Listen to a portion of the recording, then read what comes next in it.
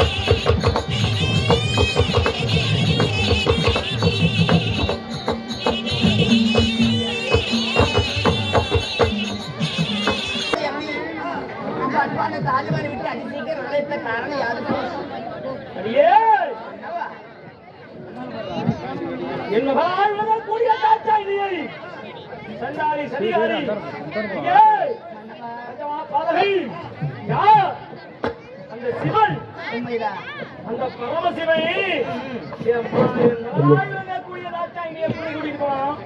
உனக்கு தெரியாம எப்படி அவன் கூட்டிட்டு போனான்? இத்தனைக்கு காரணம் யாரு? இத்தனைக்கு காரணம் யாரு?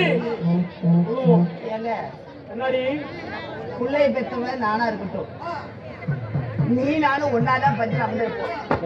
தெரியாத விருப்பமில்லாத ஒருத்தர் கூட்டிட்டு போய் அது நமக்கு உனக்கு பிடிக்காதவர், சுடுகாட்டு சாம்பல் அணியக்கூடியவர், உத்ராட்ச மாலை கொண்டவர், செத்த பிள்ளைங்கள் சாம்பல் அணியக்கூடியவர் நம்ம பிள்ளைய கல்யாணம் பண்ணிட்டாரு. நமக்கு எனக்கும் கோவம் உண்டு தான், இல்லைன்னு சொல்ல முடியாதுங்க. அதனால போகக்கூடாதீங்க, பிரச்சனை வந்த போது.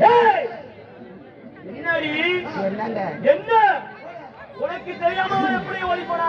இல்லைங்க, எனக்கு தெரியும், எல்லாமே உனக்கு தெரியும். எனக்கு எப்படிங்க தெரியும்? ஆடிங்களா சொல்லுங்க, ஆடிங்க ஆடிங்க.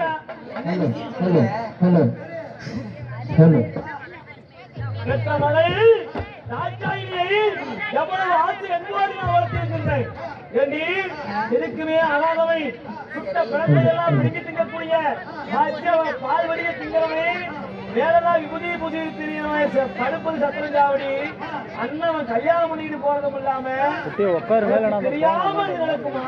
நிச்சயம் எனக்கு தெரிஞ்சிருந்தா நான் உங்ககிட்ட சொல்ல மாட்டேன்னா கட்டி மனைவி இல்லவா? நிச்சயம் எனக்கு தெரியாதுங்க. தெரியாத ஒரு விஷயத்தை கோவப்பட தப்பு மன்னவா.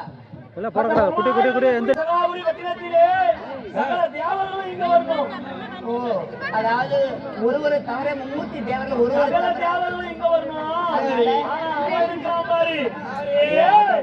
அந்த பிரம்மன் அதாவது சிவபெருமான், அந்த சிவபெருமானுக்கு மட்டும் அழைப்பு கொடுக்க கூடாது. மற்ற சகல தேவர்களையும் வரவைத்து அந்த மும்மூர்த்தியிலே உலகாயக்கூடிய சிவபெருமானை நான் அழைத்தே செய்யணும்.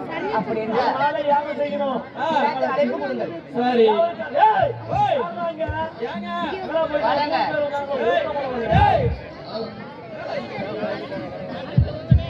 எங்க போயிட்டு வாடா நீத்த வாடாடா. முடிக்க கொரோனாட்டம். ஏய், இதோ தேவாதி தேவதை என்ன ரிஷிமார் யாவற்று வேறும் மும்மூர்த்தியிலே ஒருவனாய் விளங்கக்கூடிய அந்த சிவபெருமானை தவிர அனைத்து தேவர்களும் ராஜர்களும் ரிஷிகளும் யாவற்று வேறும் இந்த தசகாபுரி வந்து சேரணும். இப்படிக்கு தக்கம் மன்னன் எழுதக்கூடிய நிருபம் என்று தேவாதி தேவர்களுக்கு கொடுத்து வா. சீக்கிரம் அதிசீக்கிரமா இன்று யாகத்தை செய்யணும். போயிட்டு வா.